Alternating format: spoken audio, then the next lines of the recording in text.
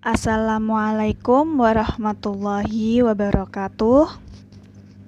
Perkenalkan, nama saya Dery Sinda Nura Najminisa, NIM 30701900053. Di sini saya bersama partner saya yang bernama Fairuz Zulfa Aleokta Putri akan mempresentasikan tugas psikologi kepribadian yang membahas tentang biografi dan teori kepribadian dari Harry Stack Sullivan.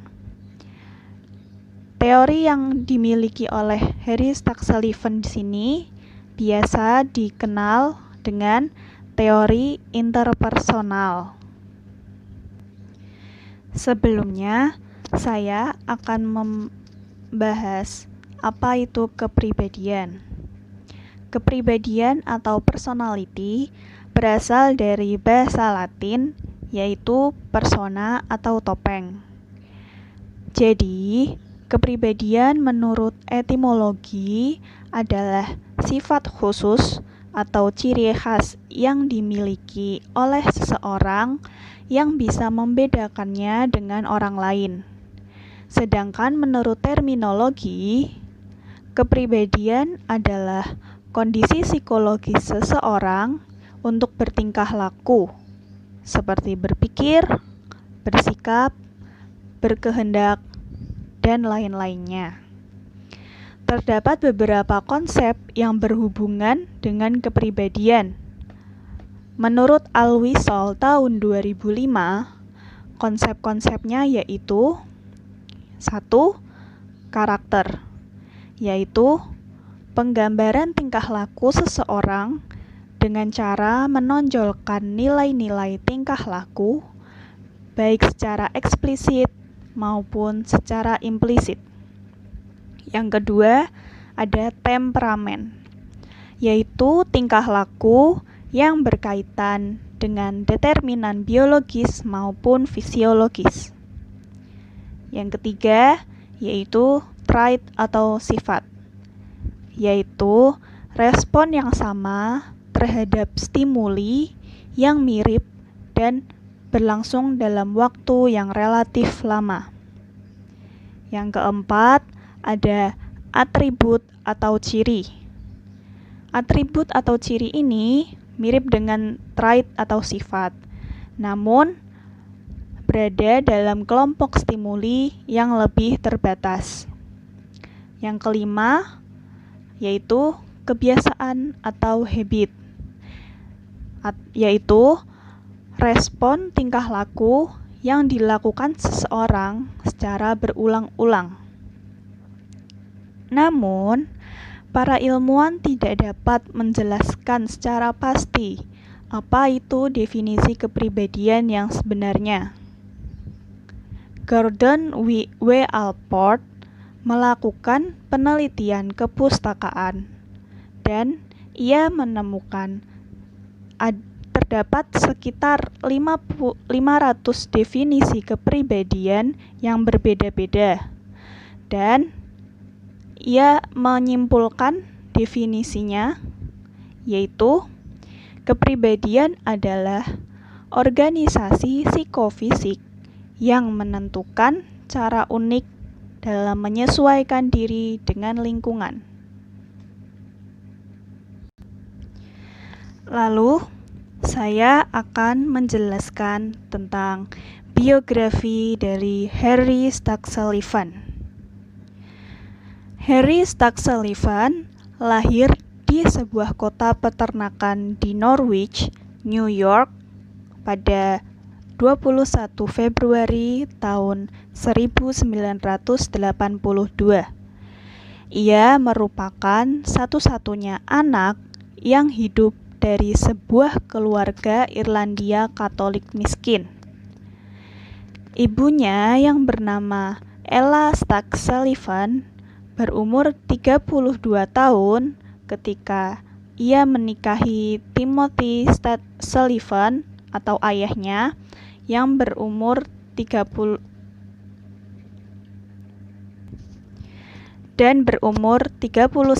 tahun ketika Harry lahir. Sebelumnya, Ella pernah melahirkan 2 putra lainnya. Namun, tidak ada satupun yang hidupnya melampaui umur setahun. Hanya Sullivan yang lahir dan hidup sampai usianya mencapai usia dewasa. Oleh karena itu, Ella sangat memanjakan anak satu-satunya tersebut, yang mana keselamatannya dianggap sebagai kesempatan terakhir dari keibuannya. Ayahnya Harry, yaitu Timothy Sullivan, adalah seorang pria yang pemalu, suka menyendiri, pendiam, yang tidak pernah membangun hubungan dekat dengan anaknya hingga setelah istrinya meninggal. Maka dari itu, Sullivan tidak pernah dekat dengan ayahnya. Timothy Sullivan sudah menjadi pekerja peternakan dan pabrik yang tinggal bersama peternakan keluarga istrinya di luar desa Smyrna, yaitu 10 mil dari Norwich, sebelum ulang tahun Harry yang ke-3 tahun. Pada waktu yang sama, Ella Stark Sullivan secara misterius hilang dari rumah. Selama Ella hilang, Sullivan diasuh oleh nenek dari ibunya, yang aksen Gaelicnya tidak bisa dimengerti olehnya. Setelah berpisah lebih dari setahun, ibunya Harry akhirnya pulang ke rumah. Ibunya Harry ini diperkirakan hilang, lalu terdapat pendapat bahwa selama ibunya Harry hilang ini, kemungkinan ia berada di rumah sakit jiwa.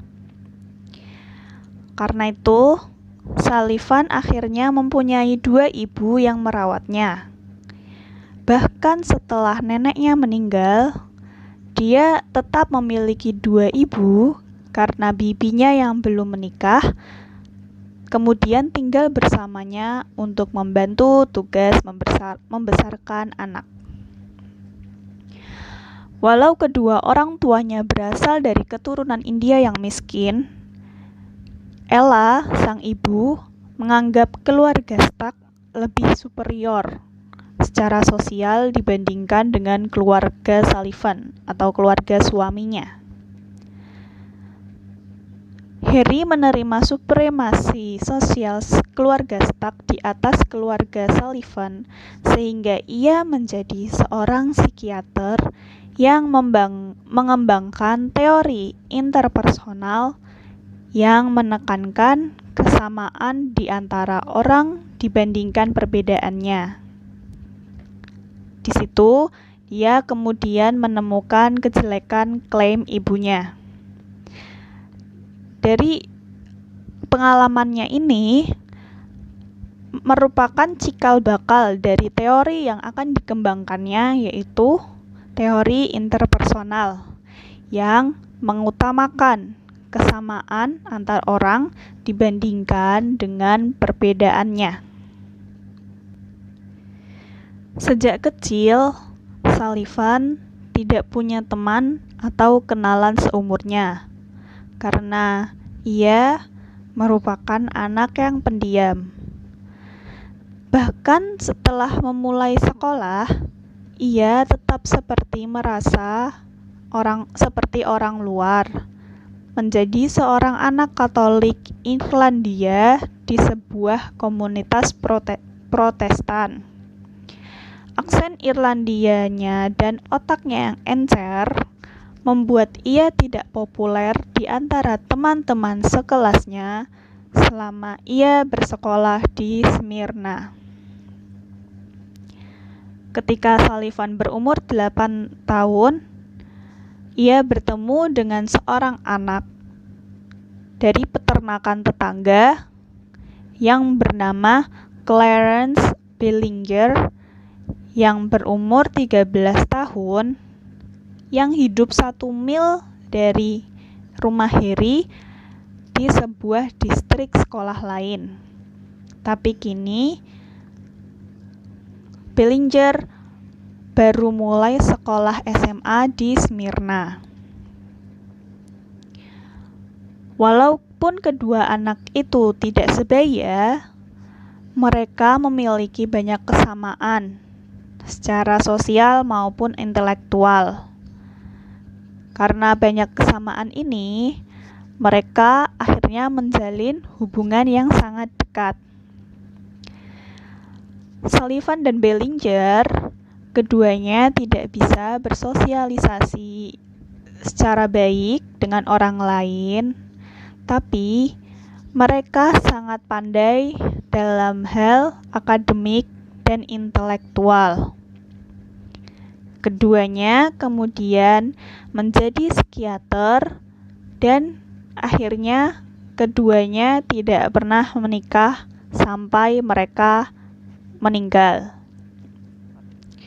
Relasi antara Harry dan Clarence memiliki pengaruh yang sangat besar dalam hidup Harry atau Sullivan.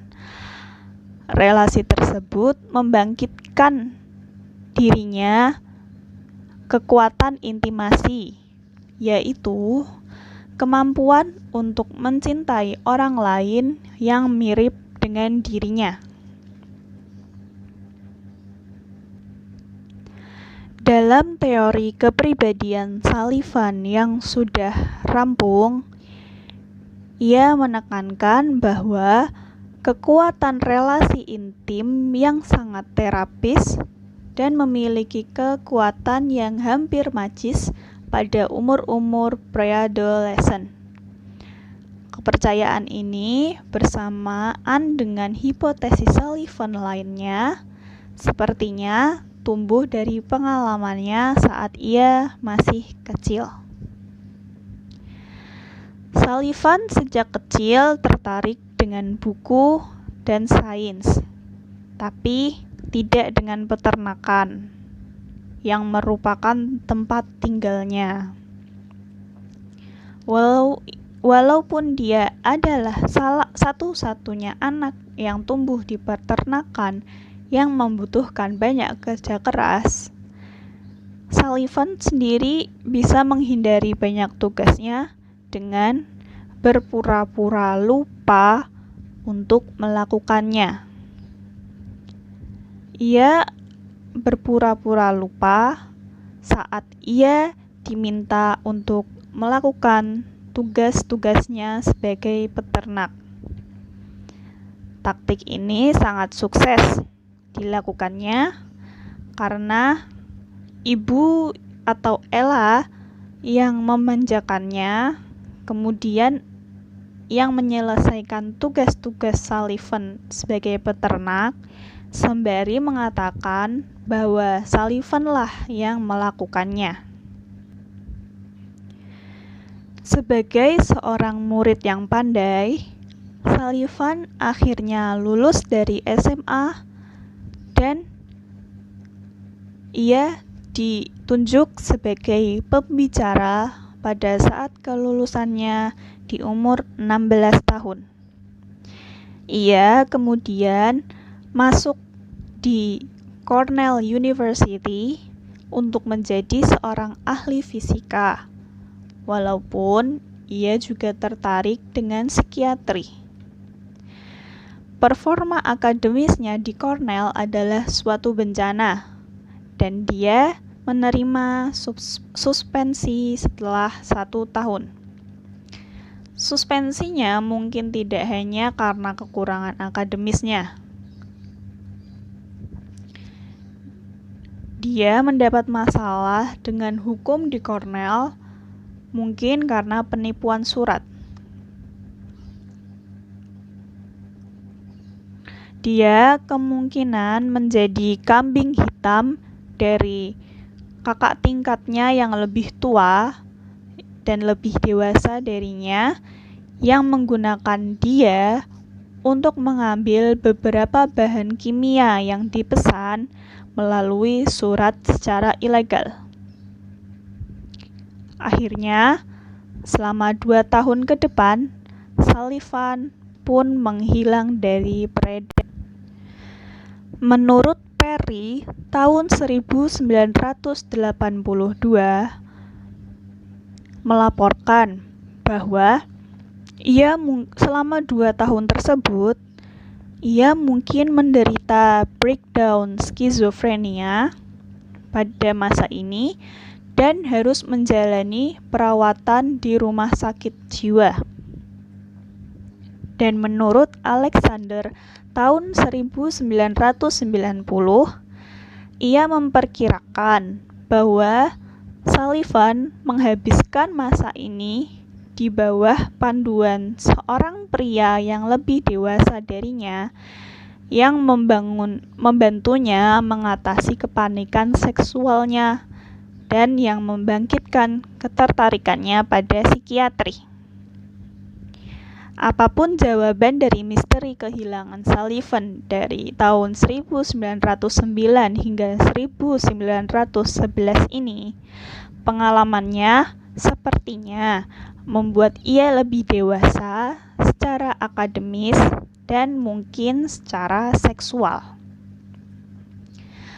Pada tahun 1911, Sullivan akhirnya melanjutkan pendidikannya di Chicago College of Medicine and Surgery, di mana nilainya, walau hanya biasa-biasa saja, adalah sebuah kemajuan yang besar dari yang dia dapat saat ia ada di Cornell University.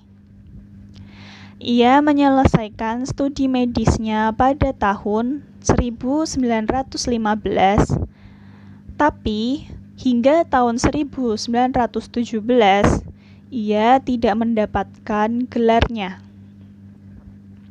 Sullivan sendiri mengatakan bahwa penundaan ini adalah karena ia belum membayar uang kuliahnya. Tapi Perry tahun 1982 menemukan bukti bahwa ia belum menyelesaikan syarat akademisnya pada tahun 1915 dan juga membutuhkan sebuah internship. Lalu, bagaimanakah Sullivan bisa mendapatkan gelar kedokterannya walaupun dia kekurangan semua prasyaratnya? Tidak ada seorang pun biografer Sullivan yang memiliki jawaban yang memuaskan untuk pertanyaan ini. Alexander tahun 1990 menghipotesiskan bahwa Sullivan yang sudah bekerja di bidang medis selama hampir setahun menggunakan kemampuan persuasifnya untuk meyakinkan pihak yang berotoriter di Chicago College of Medicine and Surgery untuk menerima pengalaman tersebut untuk menggantikan internship-nya. Defisiensi lainnya mungkin juga diabaikan bila Sullivan setuju untuk mendaftar di kemiliteran, yang mana Amerika Serikat pada saat itu baru memasuki Perang Dunia I dan membutuhkan banyak perwira medis. Setelah perang, Sullivan terus melayani sebagai perwira militer. Pertama untuk Federal Board of Vocational Education dan kemudian untuk Public Health Service. Namun periode hidupnya pada masa itu masih membingungkan dan tidak stabil, dan dia tidak begitu menjanjikan kehidupan dengan karir yang gemilang yang akan kemudian dijalaninya. Itu menurut Perry 1982. Kemudian pada tahun 1921, tanpa pelatihan formal di psikiatri, Sullivan bergabung dengan St. Elizabeth di Washington DC, di mana ia kenal dekat dengan William Alanson White, seorang neuropsikiater paling terkenal di Amerika. Di St. Elizabeth, Sullivan mendapat kesempatan pertamanya untuk bekerja dengan pasien penderita skizofrenia dalam jumlah yang besar. Ketika tinggal di Washington, ia mulai berhubungan dengan sekolah medis di University of Maryland dan dengan Shepherd and Enoch Pratt Hospital di Towson, Maryland. Pada periode Baltimore di hidupnya, dia mempelajari skizofrenia secara intensif, yang memberikan dugaan-dugaan awal tentang pentingnya relasi interpersonal. Dalam mencoba mengambil makna dari perkataan pasien penderita skizofrenia, Sullivan akhirnya menyimpulkan bahwa penyakit mereka adalah cara untuk menyesuaikan diri mereka dengan anxiety yang disebabkan oleh lingkungan sosial dan interpersonal. Pengalamannya sebagai dokter klinis secara perlahan berubah menjadi awal mula teori psikiatri interpersonal miliknya. Sullivan menghabiskan banyak waktu dan tenaga di Shepherd memilih dan melatih perawat rumah sakit. Walau dia hanya sedikit melakukan terapi, ia mengembangkan sebuah sistem di mana perawat pria non-profesional yang simpatis merawat pasien skizofrenia dengan kepedulian dan rasa hormat yang manusiawi. Program inovatif ini memberikan ia reputasi sebagai penyihir klinis. Tapi, ia menjadi tidak suka dengan iklim politis di Shepherd karena Sullivan tidak diangkat menjadi kepala pusat resepsi yang dia advokasikan. Dan pada bulan Maret tahun 1930, Sullivan akhirnya mengundurkan diri dari Shepherd. Dan pada tahun yang sama, ia pindah ke New York City dan membuka praktik swasta miliknya sendiri, berharap untuk memperluas pengertiannya akan relasi interpersonal dengan menyelidiki kelainan non-skizofrenia yang terutama yang bersifat obsesif. Itu menurut Perry tahun 1982.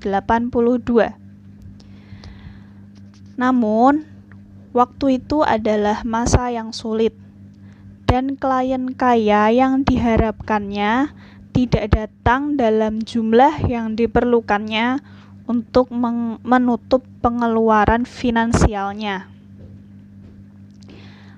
Walau demikian, dengan tinggal di New York, ia berhubungan dengan beberapa psikiater dan ilmuwan sosial dengan latar belakang Eropa. Di antaranya adalah Karen Horney, Erich Fromm, dan Frieda from Richmond yang bersama dengan Sullivan membentuk Zodiac Group, yaitu sebuah organisasi informal yang bertemu secara rutin dan secara informal untuk membicarakan ide baru dan ide lama dalam psikiatri dan ilmu sosial yang berhubungan. Sullivan yang sudah bertemu dengan Thomson sebelumnya dihasut untuk mengunjungi Eropa untuk mendapatkan latihan analisis dari Sander Ferenczi, yaitu seorang murid dari Freud. Sullivan belajar dari semua anggota Zodiac Group dan melalui Thomson dan Ferenczi, teknik terapisnya secara tidak langsung dipengaruhi oleh Freud. Sullivan juga berterima kasih pada dua praktisi lainnya, yaitu Adolf Meyer dan William Alanson White, untuk pengaruh mereka pada praktik terapinya. Walau memiliki pengaruh Freudian pada teknik terapinya, namun teori Sullivan tentang psikiatri interpersonal tidaklah mengandung unsur psikoanalisis ataupun neo-Freudian. Pada saat ia tinggal di New York, Sullivan juga dipengaruhi beberapa ilmuwan sosial dari University of Chicago yang merupakan pusat dari studi sosiologikal Amerika pada tahun 1920 dan 1930-an. Di sana ada psikolog sosial yang bernama George Herbert Mead, sosiolog bernama Robert Ezra Park, W.I. Thomas, antropolog bernama Edward Sapir, dan ilmuwan politik bernama Harold Lasswell. Sullivan, Sapir, dan Lasswell terutama bertanggung jawab untuk mendirikan William Alanson White Psychiatric Foundation di Washington, D.C. untuk menggabungkan psikiatri dan ilmu sosial lainnya. Sullivan kemudian menjabat sebagai presiden yayasan ini dan juga sebagai editor jurnal yayasan tersebut. Di bawah panduan Sullivan, yayasan tersebut memulai institusi pelatihan yang dikenal sebagai Washington School of Psychiatry. Karena aktivitasnya ini, Sullivan menutup aktivitas praktik swasta miliknya yang lagi pula tidak menguntungkan baginya. Dan akhirnya ia pindah kembali ke Washington DC, di mana dia secara dekat berasosiasi dengan sekolah dan jurnal tersebut. Pada bulan Januari tahun 1949, Sullivan menghadiri pertemuan yang bernama World Federation of Mental Health di Amsterdam. Dalam perjalanan kembali pada tanggal 14 Januari tahun 1949, ia wafat karena radang otak yang dimilikinya di kamar hotelnya di Paris beberapa minggu sebelum ulang tahunnya yang ke-57. Sesuai dengan karakternya, ia sedang sendirian pada saat itu. Di sisi personalnya, Sullivan tidak nyaman dengan seksualitasnya dan memiliki perasaan ambivalen tentang perkawinan. Itu menurut Perry tahun 1982. Sebagai seorang dewasa, ia membawa seorang anak laki-laki berumur 15 tahun ke rumahnya yang mungkin adalah seorang bekas pasiennya. Itu menurut Alexander tahun 1990. Pria muda ini yang bernama James Insko tinggal bersama Sullivan selama 22 tahun untuk mengurus keuangannya, mengetik manuskrip, dan mengurus rumah tangganya. Walaupun Sullivan tidak pernah mengadopsi Jimmy secara resmi, dia menganggapnya sebagai seorang anak dan bahkan merubah namanya menjadi James E. Sullivan. Sullivan juga memiliki sifat ambivalen tentang agamanya. Terlahir kepada kedua orang tua Katolik yang menghadiri gereja secara tidak rutin. Ia meninggalkan Katolikisme pada awal hidupnya. Dalam kehidupan berikutnya, kawan dan kenalannya menganggap ia tidak religius, bahkan anti-Katolik. Tapi, secara mengejutkan, Sullivan menulis surat wasiatnya bahwa ia ingin dikuburkan secara Katolik. Secara kebetulan, permintaan ini dikabulkan, walaupun tubuh Sullivan sudah dikremasi di Paris. Abunya kemudian dikembalikan di Amerika Serikat, di mana abunya diletakkan di dalam peti dan menerima penguburan secara Katolik, lengkap dengan misa requiem. Lalu yang selanjutnya ada dimensi tentang teori interpersonal. Harry Stack Sullivan merupakan orang Amerika pertama yang membentuk teori kepribadian secara menyeluruh. Ia juga merupakan pencipta pandangan teori baru yang ia beri nama Interpersonal Theory of Psychiatry, atau yang lebih sering dikenal dengan nama teori interpersonal Sullivan. Sullivan berpendapat bahwa kepribadian manusia dikembangkan melalui konteks sosial, karena tanpa pengaruh orang lain, individu tidak akan memiliki kepribadian. Sullivan juga berpendapat bahwa tidak ada gunanya membicarakan individu sebagai objek penelitian, karena individu tidak akan pernah bisa melepaskan hubungannya dengan orang lain. Itu menurut Hall and Lindsey tahun 2005. Hubungan antara ajaran pokok dari teori ini dengan teori kepribadian adalah pola yang relatif tetap dari situasi antar pribadi yang menjadi ciri khusus dalam kehidupan manusia.